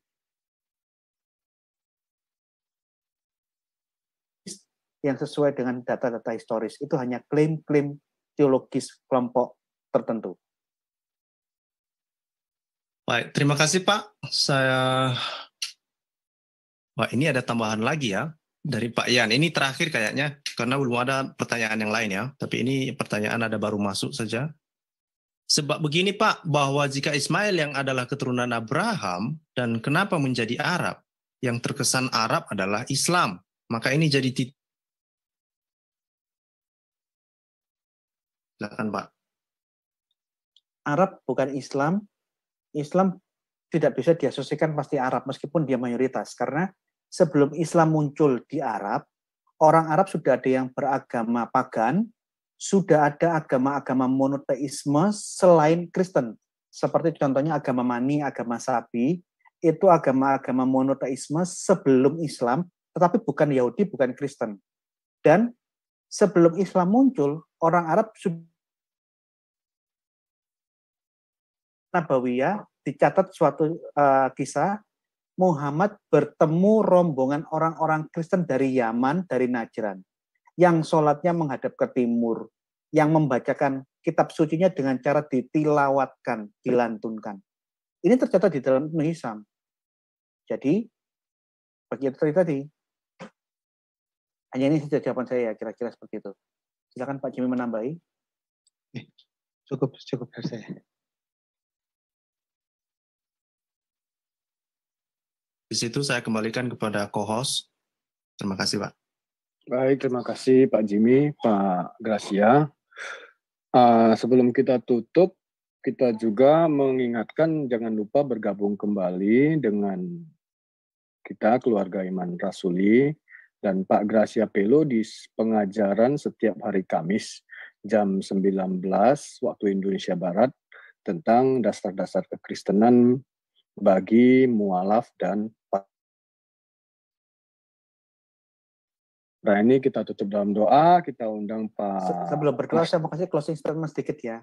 Baik, Pak, silakan tambahkan. Kepada teman-teman yang beragama Islam yang menonton secara live di YouTube, saya mohon Anda semua baca data-data literatur sirah yang lengkap. Beli Sirah Nabawiyah dari versinya Sahih Bukhari. Beli Sirah Nabawiyah tulisannya Ibnu Katsir. Dan baca juga Sirah Nabawiyah Ibnu Hisham yang pada umumnya berada di mana-mana, termasuk dokumen sirah yang berbeda-beda, Al-Bidayah wa Al-Nihayah, Sirah Nabawiyah Ibnu Katsir, Sirah Nabawiyah versi Imam Bukhari, dan Sirah Nabawiyah Ibnu Hisham. Anda akan lihat betapa kacau balonnya, jungkir baliknya silsilah, dan penulisan sejarah di dalam dunia Islam. Ini supaya Anda bisa koreksi. Apa yang Anda klaim, Anda yakin selama ini benar, ternyata lain tidak sinkron. Dalam bahasa guyonan, teman saya mengatakan, kenapa sirah yang satu dengan sirah yang lain, termasuk dengan kitab-kitab hadis, kisahnya kok kacau balau? Teman saya di grup WhatsApp mengatakan, karena mereka yang nulis kitab-kitab sirah yang berbeda ini, dan termasuk hadis, mereka nulisnya tidak janjian, kira-kira begitu. Tolong cross-check ucapan saya. Cross-check, jangan-jangan saya keliru. Anda beli dan baca sendiri betapa kacau balonnya kitab-kitab sirah yang ada di dalam. Terima kasih. Baik, terima kasih Pak Gracia. Pastor Valerino, silakan tutup dalam doa. Baik, mari kita satukan hati, satukan iman kita. Acara kita sampai di situ ya. Nah, saya mengajak Bapak Ibu kalau Mari kita satu di dalam doa, kita berdoa. Bapa kami yang ada di dalam kerajaan surga, terus kami naikkan syukur kami. Dan sebelum kami berdoa lebih jauh, kami mau berdoa khusus untuk rekan kami, saudara kami, kekasih kami, Pak Muhammad Kaceh. Di dalam nama Tuhan Yesus, kami percaya hari-hari ini, jam-jam ini, menit-menit ini, Engkau tetap memberikan kekuatan kepada saudara kami, kekasih kami, Pak Muhammad Kaceh. Saat ini di mana adalah orang-orang yang Engkau jaga, orang-orang yang Engkau berikan pikiran yang baik, hati yang baik, orang-orang yang punya niat tidak baik, orang-orang yang punya niat jahat, kami tolak dalam nama Tuhan Yesus. Mari Roh Kudus Engkau mencengkeram orang-orang di sekitar dari Pak Muhammad KJ saat ini. Pihak kepolisian, pihak penyidik, siapapun mereka, kami percaya tundukkan itu. Dan kami katakan, kami lepaskan roh penerimaan atas mereka semua di sekitar dari Pak Muhammad KJ saat ini. Dan kami tetap percaya bahwa Engkau tidak akan meninggalkan dia. Dan pasti Immanuel itu akan makin terus dirasakan oleh Pak Muhammad KJ. Dan dia akan punya hikmat perkataannya itu. Kami percaya dia tidak lagi mengandalkan dirinya, tetapi biar segala sesuatunya terbuka dan semua akan mendatangkan kebaikan. Bukan hanya bagi Pak Muhammad KJ, tetapi bagi Indonesia dalam nama Tuhan Yesus. Indonesia sudah dituai dan terjadilah itu dalam nama Tuhan Yesus. Terima kasih Bapak. Kami juga berdoa untuk semua rekan-rekan kami, saudara-saudara kami, kekasih-kekasih kami, anak-anak-Mu ya Bapak. Kami percaya mereka yang mengalami penindasan, semua hal yang tidak enak. Kami percaya setiap mereka diberi kemampuan dan kekuatan. Kami percaya itu Engkau berikan. Dan ketabahan dan kesabaran. Kami percaya kebenaran itu tidak akan pernah bisa dikalahkan. Dengan berjalan waktu, kebenaran iman kami, hanya Engkau saja Yesus, kebenaran itu yang makin hari akan makin terlihat. Makin hari akan tenggelam di dalam nama Tuhan Yesus. Kami tetap percaya aparat keamanan yang menangani ini, kepolisian, semuanya Engkau beri hikmat. Dan Engkau akan membangkitkan anak-anak-Mu di lembaga-lembaga keamanan ini. Ada anak-anak-Mu yang Engkau sudah tempatkan untuk menjadikan sesuatu, kejadian-kejadian di akhir-akhir ini akan menjadikan sesuatu pencerahan bagi kami dalam nama Tuhan Yesus. Engkau membela kami dan Engkau memperhitungkan setiap air mata yang keluar dari anak-anak-Mu. Dari hati yang hancur, Engkau akan melihat itu semua di dalam nama Tuhan Yesus. Terima kasih untuk kesempatan ini. Kami katakan semua channel yang merelay pengajaran ini, sesi ini, diberkati di dalam nama Tuhan Yesus. Tidak ada satupun dari kami untuk mengembangkan pelayanan kami. Kami percaya akan dicukupkan dan dilimpahkan dalam nama Tuhan Yesus. Orang-orang yang mendengarkan ini, baik secara langsung atau secara tunda, di dalam nama Tuhan Yesus, kami percaya Roh Kudus Engkau bekerja menginsafkan setiap hati yang belum percaya kepada Engkau. Dirubah hatinya dan yang terus mencari jawaban, menemukan jawaban melalui setiap video. Di dalam nama Tuhan Yesus, terjadilah pertobatan, terjadilah penerimaan keselamatan bagi orang-orang yang mendengarkan ini. Terima kasih Bapak. Kami memberkati Pak Gracia Pelo. Kami memberkati Pak Jimmy Jeffrey. Engkau memakai mereka lebih dan lebih lagi. Kami tetap percaya perluasan dari pelayanan. Kami tahu ini sangat diperlukan oleh banyak orang. Tempat lain bahkan dengan bermacam cara berita seperti ini akan tersebarkan di dalam nama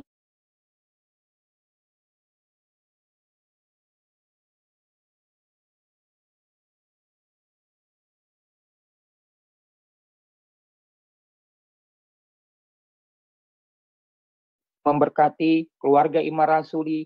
Engkau terus memakai perkumpulan ini menjadi saluran berkat lebih lagi dan lebih lagi.